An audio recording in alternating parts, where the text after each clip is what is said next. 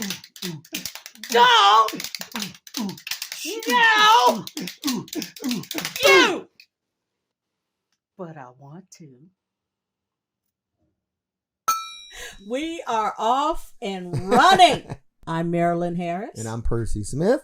And welcome to Victoriously Crazy Podcast. Yeah. This is a very exciting episode because we have our very first guest who worked behind the scenes on Victorious. Mm-hmm. Please welcome studio teacher Laura Erikson. Yay! Hello.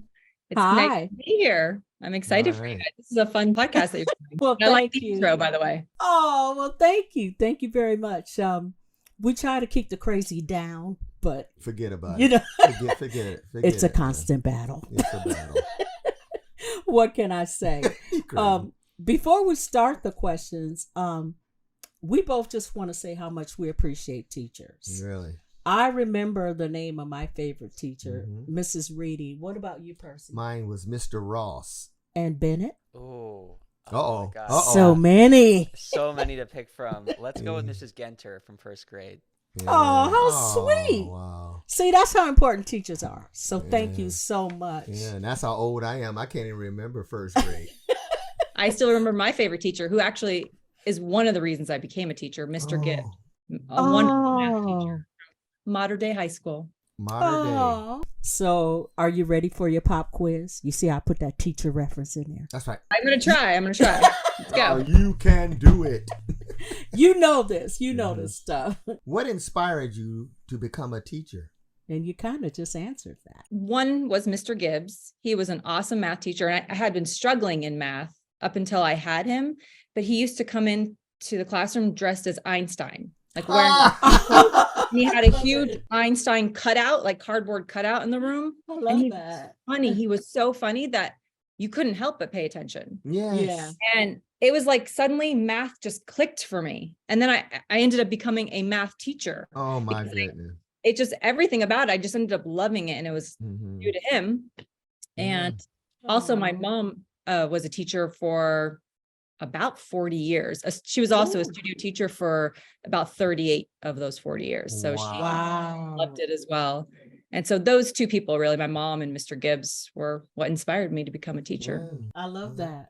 Okay. For anyone who's not familiar with your work, can you describe exactly what do you do as a studio teacher? Yes. So when I tell people I'm a studio teacher, usually they think that means I'm an acting coach. And that's not it. Yeah, I'm not good at acting. That's not my thing. I like to be behind the cameras. So what I do is I'm a teacher, like a regular classroom teacher, just on set, usually on movie sets or TV sets, because when you're a child actor, you have to miss your regular school. So you just do it on set. So it's basically about 3 to 5 hours of school we usually end up doing per day on set, as much as we can fit in, you know, depending on their schedule, acting wise. And then also, besides being a teacher, when you're a student teacher, you're also a welfare worker. So I have to know all the California labor laws and then just make sure that production is adhering to all the rules and laws. And so if they're not, I mean, every once in a while, it comes down to the last minute where the kid has to be off set in, you know, just a couple minutes. And they're like, oh, please, like, can we have a little more time? I'm like, nope, sorry. These are the laws. These are the rules. Yeah. This kid is 8 years old, 10 years old, however old they might be. And so they can only work a certain amount of hours. So it's up to me. So sometimes there's a lot of pressure because you have the whole crew and you have to be the one to step in and say, sorry, it's time to end the scene. You got to get, you know, just finish your last take and that's it. A lot of the crew members, I think, appreciate it also because especially working with children, they know that they can only work a certain amount of hours. So they'll come to me like, what time do the kids have to be done? They're looking forward to leaving work for the day too. They'll be there for hours if it weren't children. So they liked you for sure. That's the best thing about working with children. Yep. All right. You didn't just work with the cast of Victorious. Tell us where you started and how your journey began with Nickelodeon as a studio teacher. My first job with Nickelodeon was Zoe 101. I started on that show the second to last season. And there were quite a few teachers. Patty and Scott, those were the main teachers on the show. But then Patty had to leave for the last season because I think iCarly was starting up. And so they wanted her to move over and start this brand new Nickelodeon show.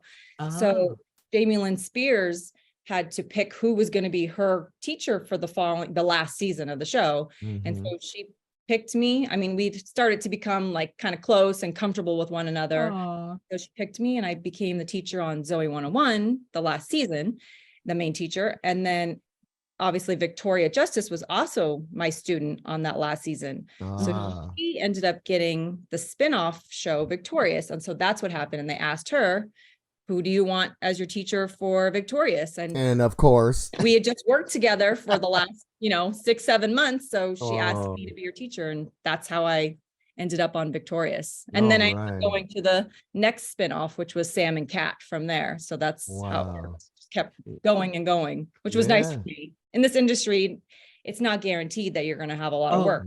So true. I mean, there were so many wonderful moments. Matt Bennett and Avon, they had already graduated really when we started Sam and Cat. I mean, Victorious. But they were always hanging out in the schoolroom anyway. Like whenever we weren't doing school, they'd want to be in there because the schoolroom was in the middle of all the dressing rooms.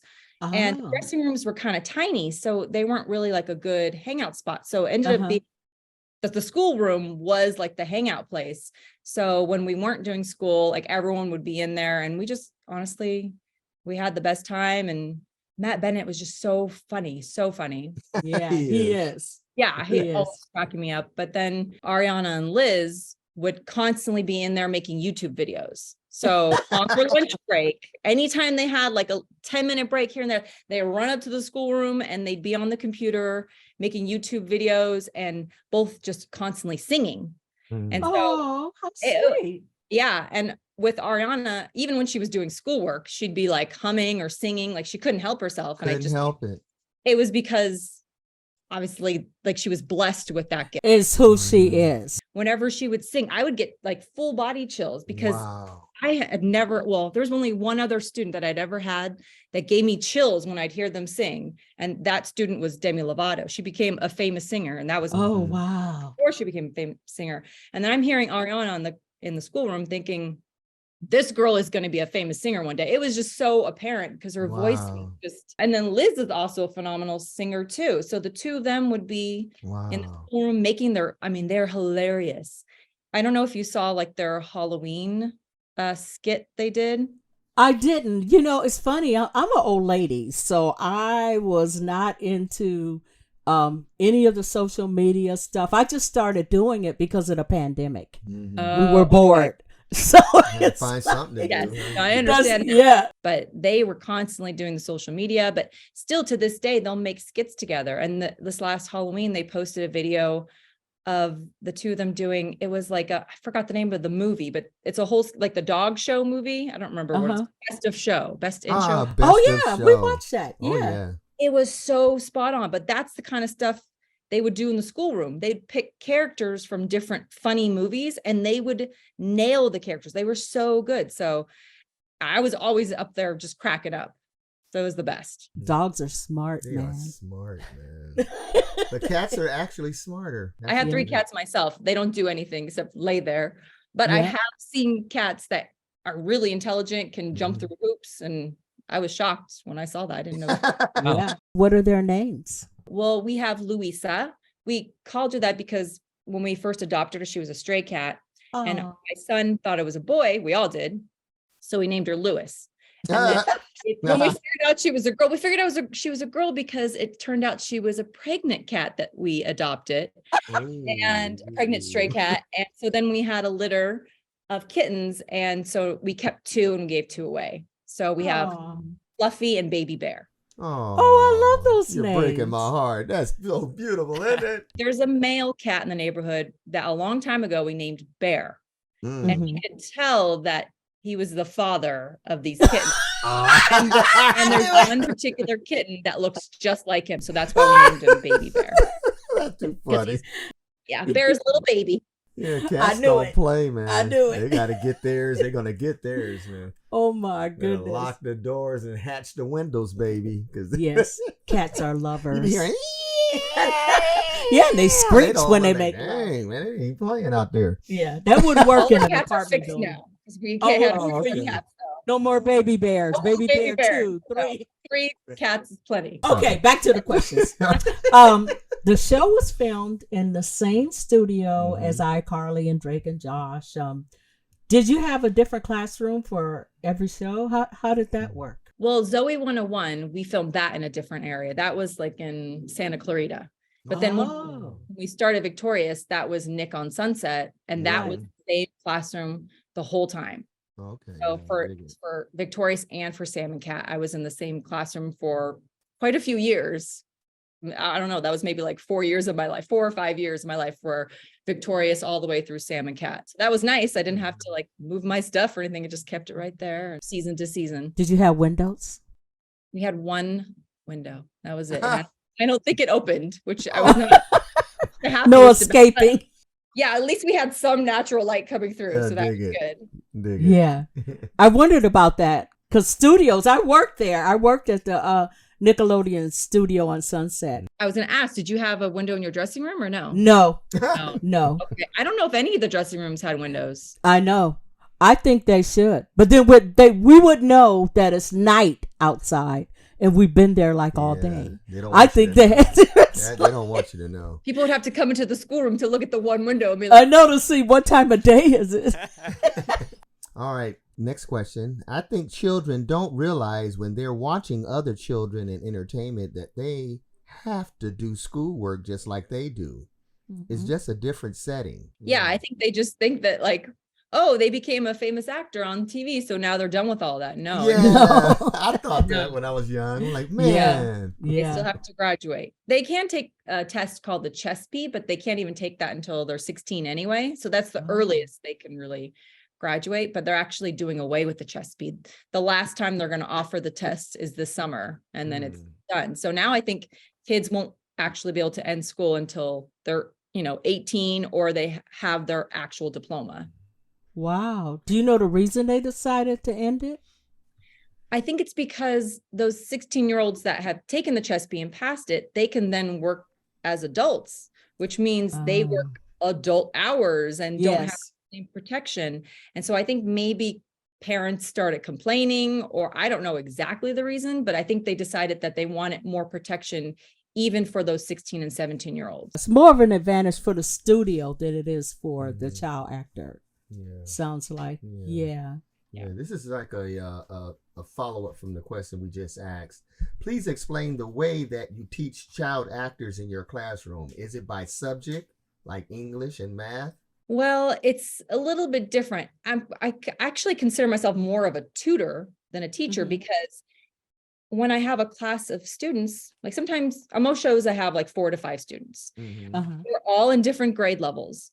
They're all at different schools. So there's no way I can get up and just teach a math lesson to all 5 of my students because they're all in a different math class. Right. So what happens is they all follow their whatever school they go to, they follow that curriculum. And then I sit and help them individually with whatever it is they might need help with. Usually it's math because that's what most students need help with and that's my strength. So usually with their school program, most of them are homeschool students. So they'll watch a video on whatever the math concept is. And so they'll kind of get like the background knowledge, and then I'll sit with them and then we'll go through it. We'll start like the homework together. And so I just go, one by one to make sure that they're really understanding it before I let them finish it on their own. And so that's kind of how it works. And sometimes they'll watch a video and they won't understand it at all. So then I'll have to start kind of from the very beginning and just explain it. Or, occasionally we have to backtrack because they didn't get that last concept completely. And then we'll, move ahead from there.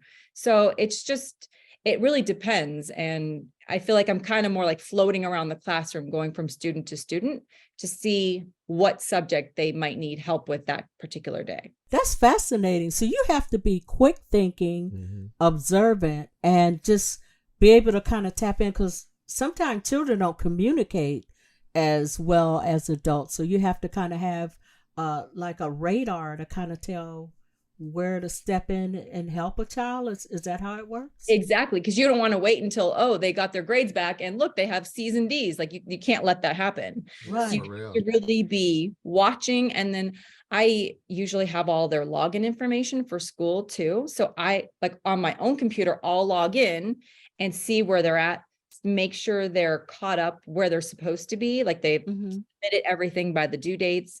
And then I also look and see what's coming up. So that way I can print off all of their homework assignments and anything that they might need. And then I just know kind of where they're at by looking ahead, and to see, just to make sure they're not falling behind, that they haven't gotten a C on an assignment. If they have, then I go, okay, let's go back over that to make sure you have a full understanding. Yeah, So yeah. that helps, the fact that they always give me their login information just so I can make sure that they're on track. So there's no way for a child to kind of slide through with the assignments and whatnot because you are able to log in and see what their progress is. Yeah, usually, and I also team up with the parents. So the parents will be checking on their end. I'll be checking on my end. And so we just make sure that they're not falling behind. And sometimes they do start to fall behind because, like on my last show that I was working on, Danger Force, like if they're filming so much, they're in so many scenes, they start to not have enough time. And high school students need more than 3 hours of school a day. So then we'll have to ask production, can you make sure, like, can we do school on a Saturday? Or can we just have Monday, instead of starting rehearsals at 9 a.m., can we do school from 7 a.m. to 11 a.m. and then you start rehearsals with the kids.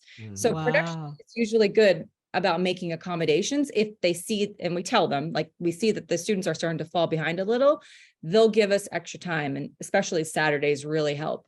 So a lot of times they do have to do, it's 5 days of work and then Saturday we're doing school for 5 hours. Yeah. Wow. Because you have those laws and regulations that you have to make sure that everything works out the way it's Yeah. supposed to. That's good. Is there like a subject that child actors respond to or seem to like more than others? I feel like all of my students always love art, but I also, yes, it's probably one of the easier subjects, but they're all artistic by nature because they're actors. That's right. They're There you go. creatives. So yes, so most of them are also great at singing. They're also great at art. I'd say 90% of the students I've had have also been amazing artists. And I just think it goes along with the territory of being an artistic, creative person. Yes. So Wow. that usually ends up being their favorite. But also I notice a lot of them really like English because since they're very creative, they love to write. That seems to be the two subjects, art and English, the two favorite subjects. Interesting. Bennett is a writer. That's right. I was just raising my hand. I figured it'd be the appropriate way to ask a question since Okay. we're in school right now. You mentioned logging in and just finding maybe ways to track your students' progress. How has that evolved since you started on Zoe and kind of now with Danger Force? Because so much has changed with technology. I just remember being in school, probably the earliest year I can remember being a student is like, kindergarten, and then going a couple of years down the line to being in 6th or 7th grade when they had a portal and, everything changed with the technology, stuff that wasn't invented, when you get iPads. And so can you kind of talk about the evolution of technology from when you started to where you are now? That's a great question. Yeah, that is a good question because you're right. It has completely changed. There was no login information probably even like 7 years ago. So, and most of my kids, like even on Zoe 101, like I remember Victoria was in a homeschool program then, but there was nothing online. She had all of her textbooks, she had to bring in all of her books every day. Wow. And then she had all these workbooks that she had to complete. So there was nothing online at that time.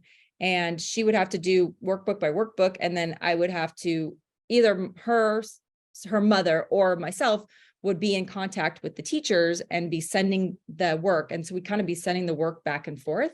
So the only technology that was really involved, 8, 9, 10 years ago was just email communication with the other teachers. So that was really it, because whoever the homeschool teachers were, I had to just be in contact with them to make sure that the student wasn't falling behind and just to make sure that the work was getting submitted and whatnot, and to get their next work sent over to me. So that's kind of how it worked before. And then also I've had students in the past that go to like a brick and mortar school. And so then I have to be in contact with that teacher, whoever they might be, and to see if they'll send me the work ahead of time. Because sometimes, if you're a brick and mortar teacher, you have your regular classroom of 30 students, and you might not have time to put together the work for one particular student who has to be on set. So it can be challenging for them to put something together. So occasionally they'll say, okay, well, this is what we're working on right now. I don't have time to get it to you. Can you put something together? So occasionally I'll have to come up with something. And then usually if that happens, they're okay with whatever I've come up with. And then the student will do that work, and then we'll submit it, and they'll give them full credit, even though it doesn't necessarily match what the rest of the class did. As long as it's the same subject and they understood and learned the same concepts, then they're fine with it. But nowadays, I'd say pretty much all of my students are in homeschooling programs, and all of it's online. So it makes it so much easier, because now I can log in and see exactly where they're at, make sure they're on track. I can see every single grade they've received. So I really think the technology has helped so much. And then the fact that we have Zoom, like on Saturdays, for Saturday school, they don't necessarily want to come to the studio on Saturdays. Like we had to meet at the studio every Saturday for school. But because of Zoom, they can work from their house. I can work from my house, and we can just do school over the computer instead of having to meet up on that 6th day. Because, they're already tired from that long. And they work hard. Acting is not easy. Yeah. They really do. So that's really been helpful, having Zoom. Thank you, Zoom. And the pandemic also changed the whole aspect of learning. It really heightened the ability to be able to do, classwork and studying over Zoom, like you said. It opened up that door, so people really know it is a possibility and something that can be done. You just have to figure out the quirks and all that kind of stuff. There was definitely a learning curve with using Zoom, but it's made our life so much easier in the end. Just took a while for us to adjust. Yeah, it made it easier for us too as actors, because we used to always have to go somewhere to do an audition. Yes. You like spending all this time and gas going 30 minutes to here and do it, and you go in the room in like 1-2 minutes and it's over. Now we sit at home. Yeah. Thank you. Like you said, thank you, Zoom. Aren't all auditions basically on Zoom now? Oh yeah. Yes. Yeah. So do you get to spend time on set outside of teaching, or were you mainly in your classroom, or just, chilling until it came time for you to do what you do? I know you chill, girl. You chill. Oh, yeah, she chills. It actually all depends on the age of the students, because once they're 16 or 17, they no longer need a welfare worker on set. So say if, like on the last season of Victorious, all the kids were at least 16 or 17 or older. And so I never had to be on set unless there was someone, like a guest star who was 10, then I have to be on set because I'm also the welfare worker. So on that last season, I could just go up down to set whenever I felt like it. But before that, when they were 14, 15, a student teacher has to be on set watching to make sure that production isn't breaking any laws, that they're not doing anything dangerous on set.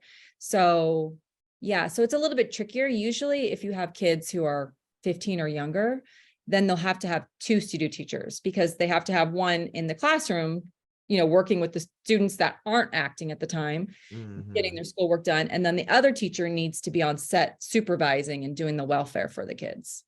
So, and that, my last job on Danger Force, that's how we did it. We had myself and another teacher. And so we would just take turns either being in the classroom or being out on set. So does that mean that basically you've got a main cast and any recurring characters, like for Victoria, say Sinjin, Burf, and then every week, whatever child guest stars you're teaching them as well? Exactly. Yes. But we can have only up to 10 students as studio teachers. So if it goes over the 10, then we have to bring in an extra teacher. And then the extra teacher will, work with maybe there's 5 guest stars that week. So once you go over your limit, then you bring another teacher and they'll work with the remaining guest stars. I mean, I always visualize it as all the actors sitting in a room and you're up front, just like traditional school. I wish it was like that, because I think they would prefer it that way. It really can't be, because they're all attending different schools, different grade levels. So we have to just kind of work one-on-one with each student. I think everyone was a little surprised and sad when Victorious was canceled. What was your reaction?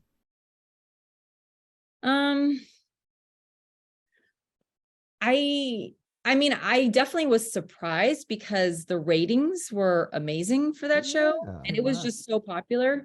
But I also know that there was definitely some behind the scenes drama occasionally with some of the actors. It wasn't a lot. Yeah. But maybe, I don't know if that had anything to do with it, to be honest. Yeah. I'm not really sure why. Teenagers. They're teenagers. I mean, it's honestly like working at a regular high school. There's always going to be some drama, some bickering about something, and then like, oh, we love each other again the next day. It's just like any high school. It's the same idea. So yeah, I mean, I was definitely surprised, but I don't remember, how many seasons did it go? Was it 4, 3?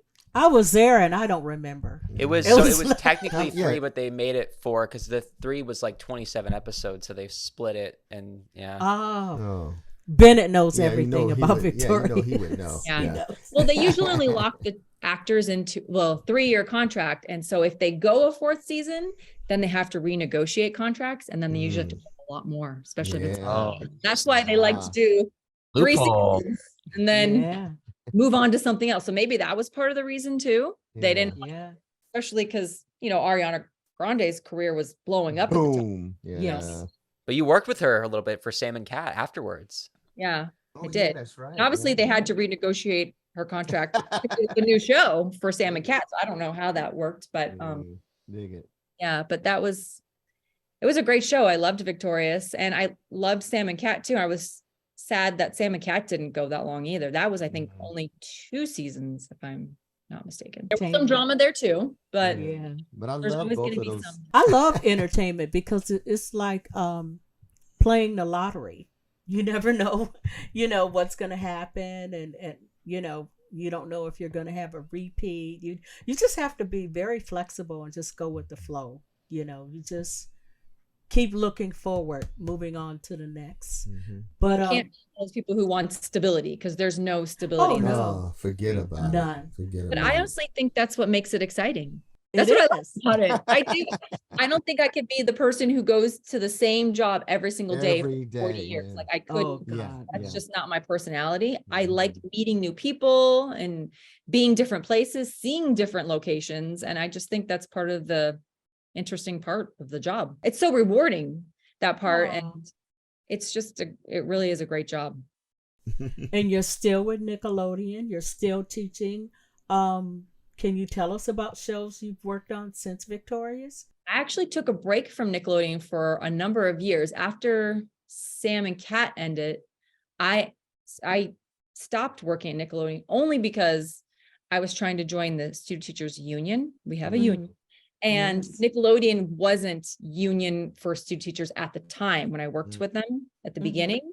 And then shortly after I left Nickelodeon, they flipped union. I was like, thank you. Thank you very much. Yeah, I know. So that was frustrating for me, but I'm kind of glad that I left for a little bit, only because it was fun to do, different things. Like I did a lot of shows that were geared towards adults and like movies, and I got to travel a bunch. So I worked on Fuller House for, was it 4 seasons, 5 seasons? Oh yeah. That was honestly my most favorite job I ever had. Like it was, it was like a true family. Obviously on camera, it's a true family, but like behind the scenes, it really was like that. I remember like when I had my first baby, they like sent me a bouquet of flowers, like no other show. I don't know. I just felt like they were so wonderful, and they hung up signs like, when I came back from maternity leave, and they were just sweet.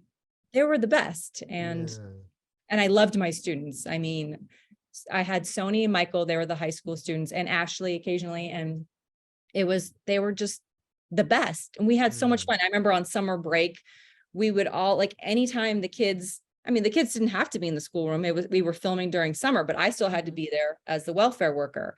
But anytime they didn't have to be on set, they'd run up to the schoolroom and we'd, take out all the board games and we play cards, and we just had the best time together. And so it was Oh. just one of my most rewarding jobs. I love that one. Yeah, And it was like working without working. Oh, that's the best. Nothing Right. like there. yes, Nothing it is. like That's kind of how I feel. I mean, most of my jobs, it doesn't ever actually feel like a job. Like I look forward to going to work, and Yeah. Yes. I feel very blessed for that. You were blessed. Yeah. Percy has a funny story about John Stamos. Is he the one you met, the aunt? Or What happened was not a. Don't make it all exciting. You'd be like, "Oh, is that it?" I thought it was exciting. No, what happened back in like, this is the early '80s. Many years ago. Yeah, many years ago, I worked at a hospital, and his auntie. This was before he was even known. His auntie said, "I have this nephew, and I'm telling you, one day he's gonna be a great actor. He's gonna be big." And she said the name, and everybody was like, "Yeah, all right, whatever." And then when I finally saw his name years later, I was like, she was right. She was right. She called it when he was like he was very young, in junior high or something. And she was talking about how great he's going to be. And it came true. Yeah. She saw the talent. She saw it, Yeah. That must be exciting for you to see the talent in these young people as you teach them. Does it amaze you when you see that? 100%. Like I'm always amazed by my students just because they are so multi-talented too. It's not like they're just talented. Yes. I feel like they're usually so talented in many areas, and they're also very intelligent kids. Yeah. Yes. I rarely have a kid who's struggling in a subject.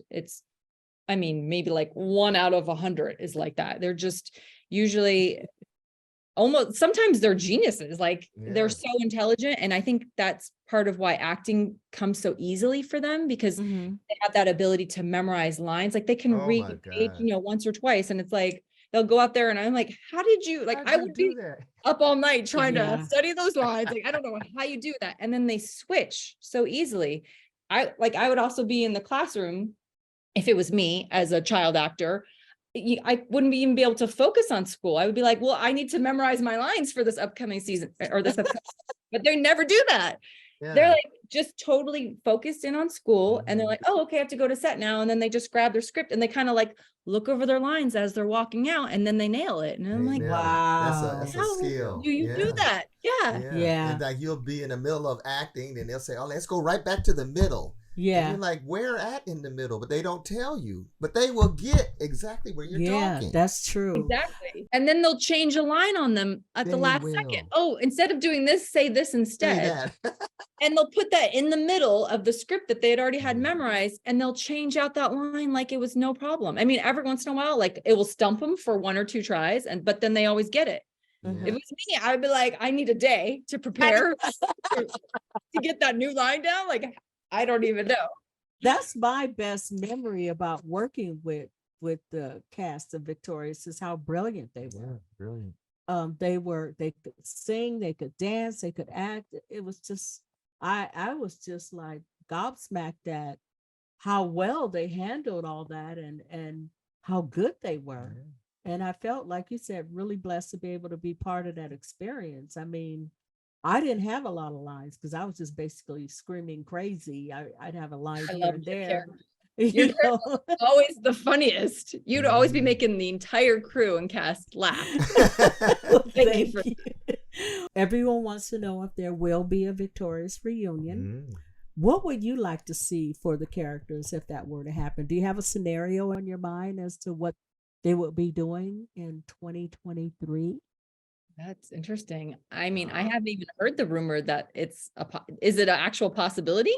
Did anyone? In my mind. I mean, that would be fantastic. It would be.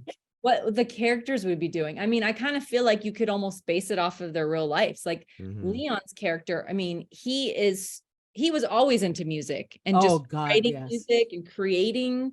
Like he could be, I mean, he kind of is like a music producer now. So his character could have turned into that. I feel like that would be perfect for him. Liz's character, wow. I just kind of always felt like, I mean, where she went was onto Dynasty, which is perfect for her. It is. And so I kind of feel like her character would grow up to become a famous actress. Like Yes. that's just kind of who she always was. And she was always very mature for her age. And like Yes. when she was 16, if you had just met her on the street, you probably would have thought she was 26, just the way she carried True. herself. So I could always, I could see her character becoming a famous actress. Ariana, I mean, I guess Well, She have to got to go- be a pop star, right? yeah, pop star, you have to. But I don't know about Victoria because her character was supposed to be the pop star in the show. And Yeah, she that's right. actually, I know she's doing her own music too, but it seems like she's acting more than music. But Maybe she'd be a CEO in the nice tailored suits, Yeah. and maybe she would be a CEO of a talent agency, and she would be running all the talent, I like that. Yeah, picking I their like that for her choices, and because she is, I mean, she's a great leader. she That's is. her. And she's so nice and humble. Like she's Mhm. always humble and just so sweet. I Like I remember. always felt, from Zoe 101 all the way through, like I felt like she never changed. And she was just very grounded, very family oriented. And I Mhm. could see that about her. Like she could be running a big company and being a mom because I Oh feel like she's yeah, a very nurturing person. Like I could see her doing it all. So I yeah. feel like that might be her character, like being a mom and the CEO. What about Robbie Robbie, oh my gosh. or I feel like he Matt? has to be Matt like a Bennett? stand-up comedian or something because Oh, I thought that too. Yeah, so He's funny. funny. He's He's naturally funny. He's always making us laugh. it's always up and positive. And then Yes. Avon maybe like some kind of rock star, like a band member. Oh yeah, with the He just hair had that over vibe. one eye, and He had the vibe, like rock star vibe. yeah, Yeah, What about acting teacher? I could see that too. yeah. But not as crazy as Sikowitz. He would be the one the girls would love. Psycho. Psycho. I keep saying sick. Yeah. But He was sick though. he was sick. Sick in a good way. Yeah, in a Yes, good in a way. good way. The girls He would was love funny too. taking Avin's So- class because he would be so suave. Yes. I think Trina and Sinjin should end up together because they're the two kind of like oddballs. That would be cute. That would be funny. I kind of like would that. be You funny. wouldn't see that one coming. That's true. Yeah. Because who would think that those two would get together? You know what Nope. I mean? I wouldn't have thought it, but I kind of And You they mean- would maybe they could be like secretly spies or something because no one suspect that. Yeah. You know, they could be like undercover or working for the CIA. They would be such kind of an oddball couple. No one would think that. no one would expect that. That's No a good one would expect Yeah. that. That's who took them down. That's who took down the bad guy. You know, it's like, You guys need to That send could work. stuff in, man. yes, you need to call us. If you listen to this podcast, We have call some us. ideas. We got Marilyn, what ideas. about your character? You'd be Leon's crazy grandmother still? Is that your character? I would still be crazy, but I would be working in a old folks home. So, You'd be working there, facilitating. Crazy. so no one would notice the crazy because I will be working in a retirement old folks home, and they would just think I'm having a bad day every day. And Andre would come visit you. Exactly, There you go. That's right. Exactly. Yeah, and he would sing to calm me down as well as all the other ones, and Yeah. the old people would get up and do that old people dancing that people like to laugh at, you know, that kind of thing. And maybe someone would get discovered in that group and we'll end up with the world's oldest pop star. Ooh. There you- That's a TV show waiting to happen. Yeah, it really is. Laura, I wanted to ask you, you said earlier that you kind of work with the weekly guest stars. You also talked about Demi Lovato. Are there any other memories from other actors, Demi, guest stars from Victorious that we didn't mention? With Demi, that was Camp Rock. So that was a Disney movie. Oh yeah. That was a great experience too. We filmed that outside. Well, some of it was filmed in Toronto, and then some of it was filmed in a small town called Halliburton. And it's just this little town, like 45 minutes to an hour outside of Toronto, I believe. And so because we were in such a remote area, they put up like the whole cast and crew together at the same hotel. So we were like so bonded by the end of that movie. Oh And I yeah. remember one of my first days working with Demi, we had to go roller skating because the movie hadn't even started filming yet, but we got there a little early because I guess there was a scene where she had to be on roller skates. So they just wanted to make sure she was comfortable. So I was out there on the roller rink, Demi's mom and myself. And then Demi was rolling around with like the instructor. And I was like, are you kidding me? Like, I'm getting paid to roller skate around a rink right now. So that was amazing.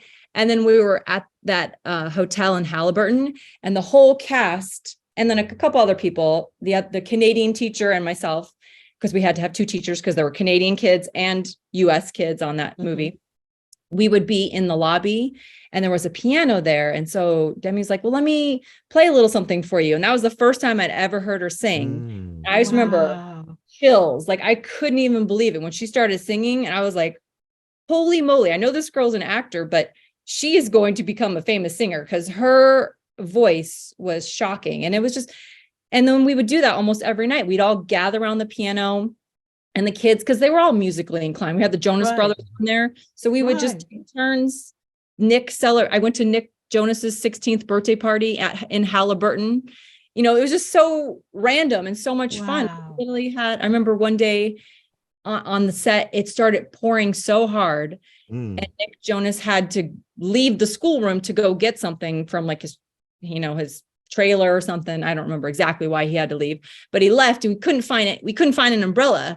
So he found an old kitchen sink. I'm not making this up. He found an old kitchen sink and he put it over his head and he ran out into the pouring rain. And we were laughing hysterically. I remember I had pictures, but I can't find them now. So I lost those pictures, unfortunately, but we had just the best time. It was so much fun. Those are great memories. Yeah. Tell me they had a nice big fireplace. They had to have a fireplace. They did have a fireplace in the hotel. Yeah. So we had to stay nice and warm. I think we filmed it maybe, I don't remember what time of the year it was. I want to say it was like we started end of the summer and we went into the fall. So by the end of the movie, you know, it was pretty cold and starting to get cold, but very rainy. Yeah. A great time. It was a wonderful experience. I loved all those kids. And from there, I went on to work with Nick a few more times because, you know, obviously the Jonas Brothers, they did a few shows after that and stuff. But they had asked me to go on a tour with them, which I would have loved to have gone, but I was not yet a union teacher, so I couldn't go. But I would have tour around the world with them. But instead, I ended up working on they did another, I think it was a Disney show, Jonas. So I worked on that with Nick for another season. And then I worked on music videos with them and just, we had a great time. And yeah, I really loved the Jonas family. The whole family is wonderful. The parents, the brother, they were all just great. How cool is that? Yeah, what a cool life you have. Man. You know, you're probably inspiring some teacher in a classroom saying, I got to make a change. Yeah, really. It's a great job. The only thing is it is competitive because there are only maybe like 150 studio teachers, but there aren't that many jobs to go around. So it can get a little competitive with the teachers trying to, you know, get a job, but usually it comes from word of mouth. Like if a student likes you, they'll request you on other jobs, or the parents will request you, or sometimes the teacher's, you know, already booked. So if another teacher really likes you, they'll say, oh, okay, well, I'm not available for this job, but my friend Laura is available. So yes, kind of how it works. Yeah, that shows it pays to be nice. Yes. Yeah. And that's entertainment. A lot of it is networking and referrals and you know, people knowing someone. And if you're nice, the referral will come. You are so blessed and you seem so happy. You just have this glow about you. You're not job stressed in a negative way. I could tell. No, I mean, I've only worked a little bit for the last 3 months. So that's kind of how my profession is. But, you know, I always know and have faith that something else will come up. And so I try not to stress about it when there's not a lot of work. Because right now I know there's a looming writer's strike. Things have been particularly slow. Everyone's kind of waiting to see if it's going to happen or not. So there's not a lot of work right now. But, you know, when you're off, you just have to enjoy that time off. And I have 2 kids, so I'm just trying to focus on being a mom and, you know, just doing all the fun family activities until the next. Oh, bless you. Well, that's so cool. Yeah, and they grow up fast, so enjoy that. Yeah, it's going to happen. You don't have nothing to worry about. I see peace and calmness in your eyes. Yeah. Oh, okay. Is there any social media you want to share, or for anyone that may want to get in touch with you? That's your choice. Sure. My Instagram, that's what I use the most, is Right. roaming the earth. Ooh. ROAMINGTHE and then another EARTH. Nick Cool. Jonas is the one that got me to start an Instagram. So shout Ah, out to Nick Jonas. Thank you, Nick. 'Cause Woo! now I love yeah. Instagram. But he asked me one time, like, don't you have an Instagram? Like, I was some weirdo for not having it. Like, no.